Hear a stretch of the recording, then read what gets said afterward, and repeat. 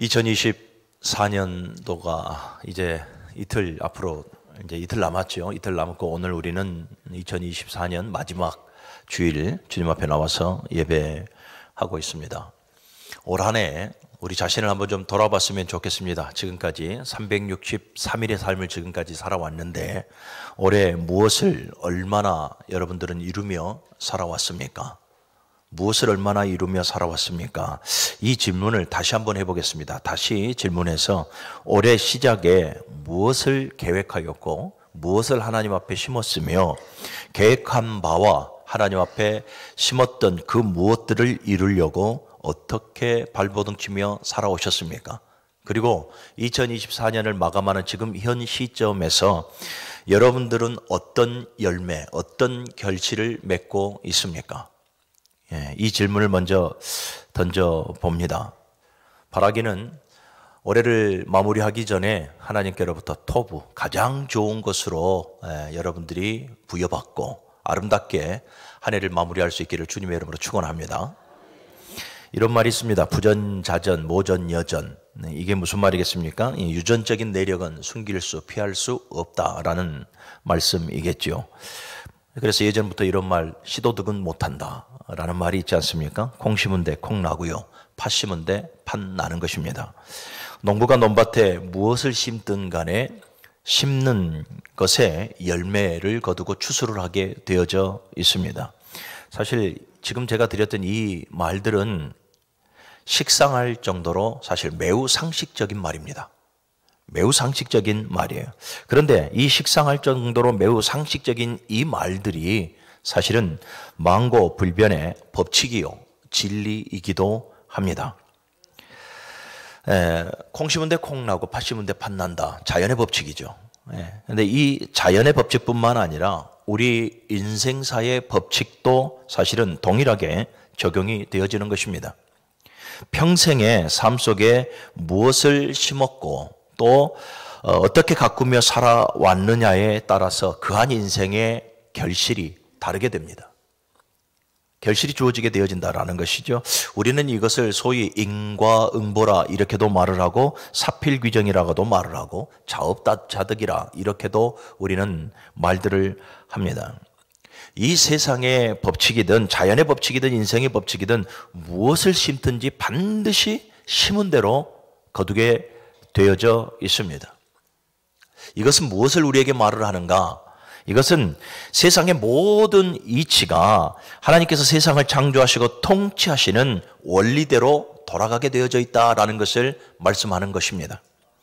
하나님의 창조적 원리, 하나님의 이 통치적 원리를 어느 것도 거스러 나아갈 수는 없습니다. 그런 의미에서 영적인 원리, 우리의 신앙의 삶의 원리도 마찬가지입니다.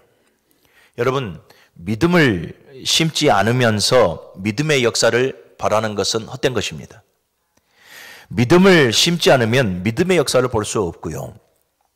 말씀과 순종을 심지 않으면 하나님의 역사를 볼 수 없으며 하나님의 선하신 뜻을 깨달아 알아가기에 만무합니다. 하나님 앞에 기도를 심지 않으면 좋은 것으로 응답을 받을 수가 없으며 우리가 1세대들이 전도하며 나아갈 때에 예전에 이 노방전도를 나가게 되어지면 예수천당 불신지옥 이렇게 외치면서 전도했지 않습니까? 예수천당 불신지옥 굉장히 강력한 메시지입니다만은 이것이 또한 불변의 진리고 불변의 법칙이지 않습니까? 우리가 예수 생명 없이 불신의 씨앗을 심고 뿌리며 살아가면 그 인생은 사망의 열매를 거둘 수밖에 없고요. 우리가 예수 안에서 믿음의 씨를 뿌리며 살아가게 되어지면 그 한 사람은 결국은 영생의 열매를 맺게 되는 것입니다. 사랑하는 여러분, 식상할 정도로 상식적인 이 이야기가 신앙의 삶을 살아가는 저와 여러분들에게는 진리입니다. 그리고 만고의 불변의 법칙이며 하나님의 통치적 원리입니다. 이 불변의 진리로 오늘 본문에서 우리에게 주는 교훈들이 무엇인가를 한번 묵상해 보려고 합니다. 가장 첫 번째는요, 하나님의 말씀대로 심어져야 한다라는 것입니다. 6절의 말씀을 우리 같이 한번 읽어보겠습니다. 시작. 가르침을 받는 자는 말씀을 가르치는 자와 모든 좋은 것을 함께 하라. 말씀대로 심는다라는 거예요. 말씀대로 심는다라는 뜻은 하나님의 말씀을 내 삶 속에 뿌리를 내려야 한다라는 거예요. 하나님의 말씀을 내 삶 속에 뿌리를 내리고 믿음과 순종으로 말씀에 열매를 맺으며 살아가야 한다라는 것을 우리에게 말씀해 주고 있습니다. 6절을 다시 보면 가르침을 받는 자와 말씀을 가르치는 자, 쉽게 말하면 전하는 자와 듣는 자입니다. 복음을 전하는 자와 복음을 받아들이는 자, 말씀을 가르치는 자와 그 가르치는 말씀을 받는 자예요. 그러니까 듣는 자나 전하는 자나 동일하게 어떻게 하라는 것입니까? 모든 좋은 것을 함께 하라라는 거예요. 함께 하라라는 것은 참여하라라는 말도 있고 공급하여 나눠 가져라라는 의미도 되어져요. 곧 하나님의 말씀, 복음과 하나님의 말씀과 하나님의 은혜를 공급하여 나눠 가지라라는 말도 되어집니다. 본문의 입각에서 우리가 좀 보게 되어지면 하나님의 말씀을 우리의 마음에 잘 심으라라는 거예요. 하나님의 말씀을 우리의 삶 속에서 열매 맺을 수 있도록 우리의 삶에 심고 실천하라라는 말씀이 되는 것입니다. 사랑하는 여러분, 하나님의 말씀은 우리의 생사화복을 주관하시고 인도하시는 생명력 있는 하나님의 말씀인 줄로 믿으시기를 바랍니다. 신명기 30장 15절 이하의 말씀을 보면 생사화복을 내 앞에 두었나니 여호와의 말씀을 지키라. 그리하면 네가 생존하고 번성하고 네가 복을 받을 것이다 라고 말씀을 하고 있어요. 들려지는 하나님의 말씀을 마음판에 잘 새기고 삶으로 해석하고 삶 속에서 하나님의 말씀에 열매 맺는 삶을 살아가라라는 것입니다. 첫 번째는 하나님의 말씀입니다. 자, 그리고 또 7절의 말씀을 같이 한번 읽어보겠습니다. 시작. 스스로 속이지 말라. 하나님은 업신여김을 받지 아니하시나니 사람이 무엇으로 심든지 그대로 거두리라. 아멘. 스스로 속이지 말아야 한다라는 것입니다. 이 히브리인들의 속담 중에 인간 외에 천지 만물은 하나님을 속이지 않는다. 히브리인들의 속담이에요. 인간 외에 천지 만물, 하나님께서 창조하시고 조성해 나아가는 천지 만물은 어느 것 하나 없이 하나님을 속이지 않으나 우리 인간은 하나님의 모양과 형상을 그토록 닮은 우리 인간은 하나님을 속이며 살아간다라는 것을 빗대어 말하는 것입니다. 스스로 속이지 말라라는 이 메폴리다스데 이 어원을 올라가게 되어지면 프레나파타라고 하는데요. 꾀부리지 말라라는 거예요. 스스로 속이지 말라, 꾀부리지 말라, 부정하지 말라, 스스로를 부정하지 말라라는 거예요. 자신에게 미혹되지 말며 스스로를 타락시키지 말며 스스로를 부정하지 말라라는 것입니다. 직역하면 자신의 욕심으로 말미암아 얻어진 그 자신의 결과를 부정하지 말라라는 거예요. 그러니까 우리는 열매를 보아 알 수 있다고 했지 않습니까? 그러니까 내 삶의 열매가, 내 신앙의 열매가 어떤 것이든 간에 사실은 그 열매를 맺을 수 있도록 누가 심은 것입니까? 내가 심은 거예요. 타인이 심은 게 아니라, 타인의 영향력을 받은 것이 아니라 내가 심은 거예요. 제가 오늘 새벽에도 말씀을 나눴습니다. 시편의 말씀을 가지고, 시편 59편의 말씀을 가지고 나눴는데, 죄로 말미암아서 하나님께로부터 우리는 보응을 받습니다. 죄로 말미암아서 우리는 하나님께로부터 징계를 받습니다. 그러한 죄인이 징계받는 것은 누구 때문입니까? 자기 자신 때문이에요. 타인으로 말미암아서 본인이 죄에 대한 징계를 받는 것이 아니에요. 이 관계 속으로 말미암아서 죄인의 징계를 받는 것이 아니에요. 죄 앞에 내가 노출되어지고 죄의 다스림을 내가 받기 때문에 내가 죄에 대한 징계를 받는 거예요. 우리가 이것을 깨달으면 날마다 거룩한 주의 백성으로서의 삶을 살아갈 수 있는데 이걸 깨닫지 못해요. 우리의 삶 속에 징계받는 것이 우리는 항상 그 시각을 나를 향하지 못해요. 그래서 이 관계 속에서 내가 아닌 내가 아닌 너로 말미암아 이러한 관계가 흐트러졌다라고 생각을 해요. 그렇지 않아요. 죄인은 그리고 죄인께 부여되어진 그 징계는 자신의 죄 때문에 그래요. 기억하시기를 바랍니다. 그런데 우리는 이것을 부정하려고 해요. 자신의 욕심으로 말미암아서, 육신의 감정대로 살아가는 자신의 삶으로 말미암아서 주어진 그러한 결과들임에도 우리는 이것을 부인하려고 해요. 사랑하는 여러분, 미움을 심어놓고 사랑의 열매를 발해서는 안 됩니다. 미움을 심어놓고 사랑의 열매를 거두려 해서는 안 되는 거예요. 내가 미움을 심어놓고 내가 비판과 정죄 자리에서 살아가면서 하나 되기를 원하고 사랑을 원하는 것은 자기 부정이에요. 스스로를 속이지 말라라는 거예요. 스스로를 속이지 말라. 스스로가 심어놓은 그 열매를 부정하지 말라라는 말씀이 오늘 7절의 말씀입니다. 육신의 것을 심어놓고 영적이고 신령한 것을 거두기를 원하지 말라라는 거예요. 성도의 의무는 다하지 아니하고 축복의 권리를 주장하지 말라라는 거예요. 기도하지 않으면서 하나님께로부터 좋은 것, 토부, 좋은 것, 선한 것을 바라지 말라라는 거예요. 그런데 우리는 우리의 삶 속에서 자꾸 하나님을 원망하고 불평할 때가 되게 많아요. 왜 그렇습니까? 내가 무엇을 심었는가는 보질 않아요. 내 삶의 결과만을 보는 거예요. 내 삶의 열매 결실만을 보고 우리는 원망하고 불평해. 하나님, 왜 내 삶은 이러저러한 모습들로만 주어져야 합니까? 왜 나는 형통과는, 왜 나는 평안과는 그런 멀어진 삶을 살아갈 수밖에 없습니까? 왜 그렇습니까? 본인이 그 삶에 심은 것이 있기 때문에 그래요. 그런데 그것을 보지 않아요. 그러니까 스스로에게 속고 있는 것이에요. 스스로의 모든 심은 것과 결과에 대한 부정을 행하는 것입니다. 성도는 힘들고 어려워도 하나님의 말씀을 잘 심고요.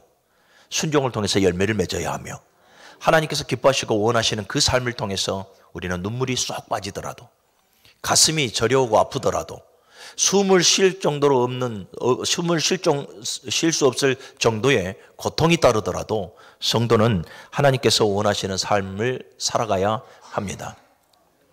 여러분, 교회를 세우기 위해서는 제가 누누이 말씀드렸던 것 같아요. 교회를 세우기 위해서는 하나님께서도 얻지 못하셨습니다. 하나님께서도 당신이 직접 인간의 몸을 입고 이 땅 가운데 오셔서 십자가 위에서 물과 피를 다 흘리시고 죽으시고 사셔야만 교회가 세워졌습니다. 하나님도 교회를 세우기 위해서 죽으셔야만 했다 이 말이에요. 그렇다면 저와 여러분들은 어떡합니까? 주님의 몸된 교회를 몸된 교회로 삼아주신 것도 감사하고 주신 사명에 따라 교회를 세워나가게 하셨으니 또한 감사하는 것 아니겠습니까? 그러면 이 교회를 세워나가기 위해서 우리는 어떻게 해야 됩니까? 철저하게 자기 부정이 있어야 되고 철저하게 자기 부인이 있어야 하는 거예요. 어떠한 고통이 수반된다 할지라도 교회를 먼저 세워나가는 것이 우리에게 부여된 절대적 사명임을 깨닫고 주님의 몸된 교회를 세워나가는데 내 자신을 죽여나가야 돼요. 예수님께서 교회를 세우시기 위하여 십자가 위에서 죽으셨던 것처럼 사랑하는 여러분, 교회는 우리의 감정대로 움직여지는 것이 아닙니다. 교회는 내 생각대로 내 판단대로 움직여지는 것이 아닙니다. 교회는 작은 나만의 공동체가 이끌어가는 것이 아닙니다. 교회의 머리 대신 예수 그리스도를 중심으로 우리에게 주신 각양각색의 은사와 달란트를 가지고 성령의 기름 부음과 그 충만함으로 교회를 세워 나아가는 것입니다. 우리 무능교회 모든 성도 여러분들이 교회를 세워나가는 것 녹록지 않다라는 거 잘 압니다. 여기 지금 한 200여 명의 성도들이 예배하고 있는데 다 다르잖아요. 말도 달라요. 문화도 달라요. 삶의 수준도 다르고요. 배움의 높낮이도 다 달라요. 그런데 하나 되어져 간다는 것 정말 힘들고 녹록지 않아요. 그럼에도 주님의 몸된 교회를 세워나가는 것은 여기 모인 우리 200여 명의 모든 성도들의 절대적 사명입니다. 그 사명을 감당하기 위해서 우리 좀 인내하고요. 우리 좀 참고요. 하나님의 그 능력을 빌어서 함께 세워나갈 수 있는 우리 모두가 되어지기를 간절히 소원합니다. 스스로 속이지 말라. 자신의 결과를 부정하지 말라. 그럼 왜 스스로 속이지 말라라고 하는 것일까? 7절에 바로 말씀하고 있잖아요. 7절 다시 한 번 더 읽어봅니다. 시작. 스스로 속이지 말라. 하나님은 업신여김을 받지 아니하시나니 사람이 무엇으로 심든지 그대로 거두리라. 아멘. 스스로 속이는 행위, 스스로 속이지 말라. 스스로 속이는 행위는 곧 하나님을 속이는 행위가 되어지기 때문에 그래요.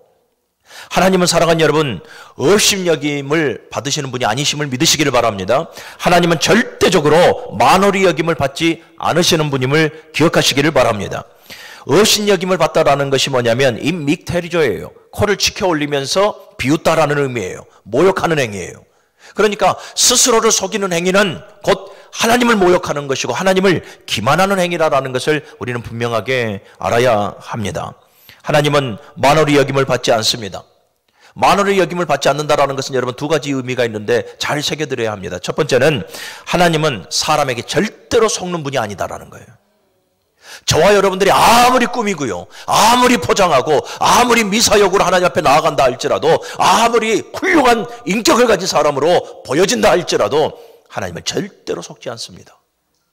불꽃 같은 눈동자로 저와 여러분들이 숨기는 그 어느 것까지 다 훤히 들추시는 분이 하나님이시고, 우리의 머리털까지 세신 분이 하나님이시며, 우리의 말에, 우리의 혀의 그 의미 하나까지라도 다 보고 계시고 듣고 계시고 아시는 분이 바로 우리 하나님이시라 성경은 우리에게 증거해 주고 있습니다. 하나님은 우리에게 속지 않으십니다. 그리고 우리가 하나님을 속일 수 없는 것입니다. 그 행위 자체가 하나님을 만홀히 여기는 것이에요. 그리고 또 하나 하나님은 만홀히 여김을 받지 않는다. 또 하나의 의미는 뭐냐면 하나님은 당신을 속이려 하는 자, 당신을 만홀히 여기는 자를 묵과하지 않으신다라는 거예요. 묵과하지 않으세요. 왜 그렇습니까? 하나님은 공의 하나님이시기 때문에 그래요. 사랑하는 여러분, 하나님은 우리의 중심을 보십니다. 우리의 모든 행위를 꿰뚫어 보시는 분이 바로 우리 하나님이십니다. 생각과 마음과 우리의 모든 삶까지 말입니다. 그러니 사랑하는 여러분, 우리는 스스로를 속이지 말고 하나님을 만홀히 여기는 그런 성도가 되어져서는 안 될 것입니다. 하나님을 업신여기는 처사, 하나님을 만홀히 여기는 처사는 여러분, 처사가 어떤 것인가 보면 고린도후서 9장 6절을 보게 되어지면 이 고린도 교회가 이 연보 생활, 곧 헌금 생활에 대해서 매우 인색하죠.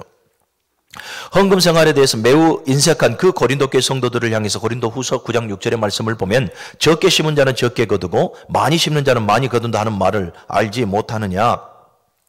하나님께 드릴 예물을 미리 준비하고 그 마음에 정한 대로 할 것이요 인색함이나 억지로 하지 말지니 그랬어요.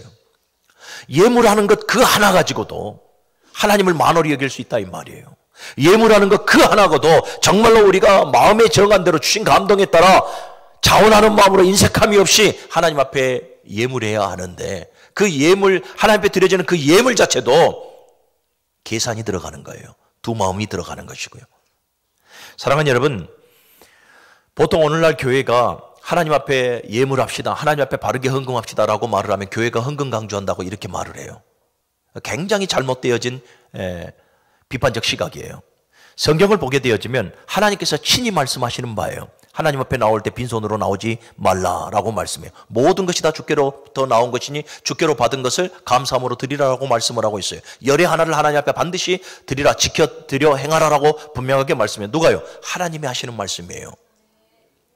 목사가, 교회가 사리사욕을 위해서 개인적인 용도로 이게 아니라 하나님의 나라를 위하여서 하나님의 선하신 뜻을 이루기 위하여 하나님께서 세우신 그 사업을 위하여 성도 우리 모두가 주신 감동에 따라 헌금하는 것이고 그 헌금은 인색함이나 억지로 함이 아니라 자원하는 마음으로 감사하는 마음으로 드려져야 하는 거예요. 그런데 오죽했으면 고린도 교회 성도들의 그 예금들, 그 하나님 앞에 헌금하는 행태가 오죽했으면 하나님께서 적게 심은 자는 적게 거두고 많이 심은 자는 많이 거둔다 하는 말을 너희가 알지 못하느냐. 마음이 정한 대로 할 것이요 억지로나 인색함으로 하지 말라라고 권고하고 있는 것. 사랑하는 여러분, 헌금뿐이겠습니까? 저와 여러분들이 하나님 앞에 드려지는 헌신적인 삶도 마찬가지고 직분의 삶도 마찬가지고 우리의 기도의 생활도 우리의 모든 신앙의 생활도 모두가 다 마찬가지예요. 하나님 앞에 헌신을 많이 심으면 많이 거두게 되어지는 것, 이거 당연한 거예요. 하나님 앞에 섬기고 봉사하고 충성된 삶을 우리가 많이 심으면 많이 심을수록 교회는 더욱더 성장하고 하나님의 영광은 더욱더 높아지는 거예요.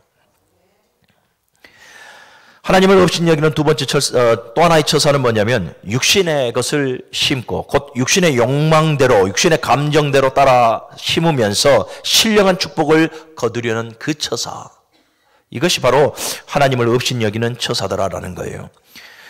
8절의 말씀 우리 같이 한번 읽습니다. 8절 시작.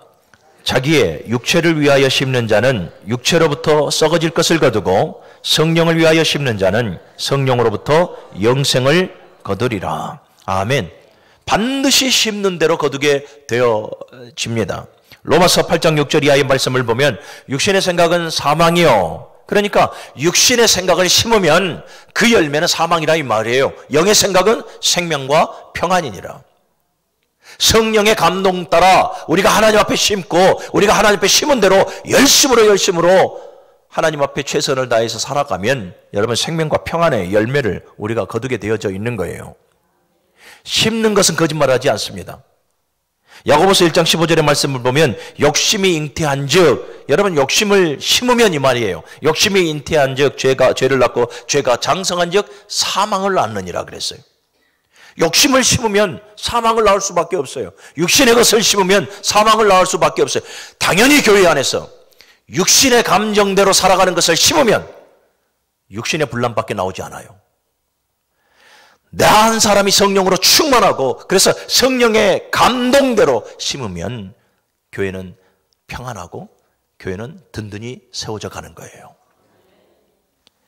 사랑하는 우리 문흥교회교회 모든 성도들, 하나님을 업신여기는 처사를 우리는 버려야 합니다.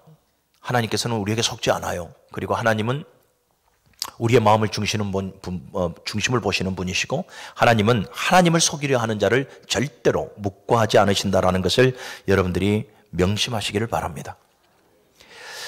이러한 모든 행위들이 하나님을 만홀히 여기는 행위입니다. 사랑하는 여러분, 우리가 지금 살아가고 있는 이 때를 우리는 마지막 때라 이렇게 말을 하죠. 마지막 때라라는 말을 여러분 다른 말로 말하면 결실의 때입니다. 왜 그렇습니까? 마지막, 여기서 있는 우리 모두가 다 주님 앞에 섰을 때에 우리를 인정해 주시는 것은 무엇을 보고 인정하신다 그랬습니까? 우리가 맺었던 결실, 열매를 보아한다 그랬지 않습니까? 그러니 마지막 때는 결실의 때예요. 이 결실의 때를 살아가는 오늘 저와 여러분들 자신의 신앙을 점검할 때인 줄로 믿습니다.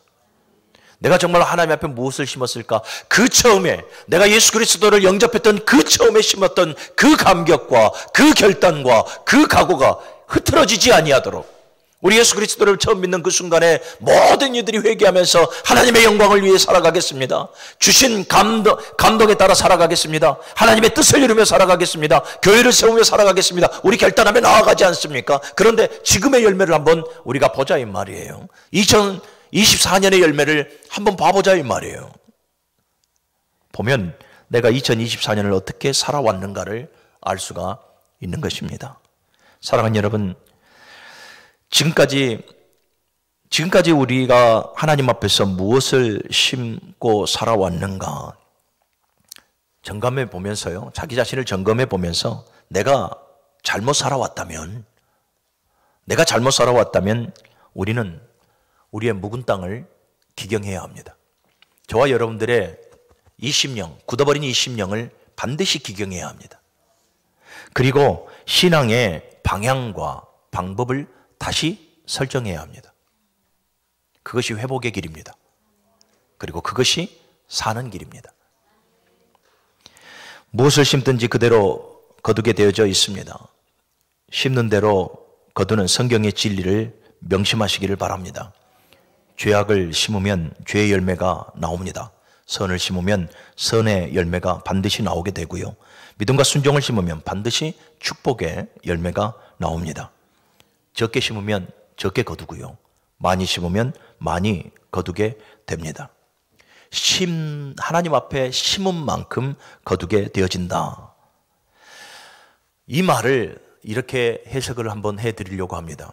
하나님 앞에 심은 대로 거둔다. 사랑하는 여러분, 하나님께는 공짜가 없다. 아멘. 하나님께는 공짜가 없습니다. 보십시오. 예수 그리스도를 믿으면 죄 사함의 은혜를 주십니다. 예수 그리스도를 믿으면 구원의 은혜를 주시고요.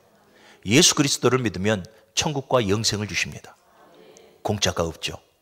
이 땅의 삶도 우리의 영원한 중보자 되신 예수 그리스도의 이름으로 기도하면 내가 시행하리라 이루리라 약속하셨으니 우리가 예수 이름 붙들고 기도의 생활화를 이루면 하나님께서 좋은 것들로 채워주십니다.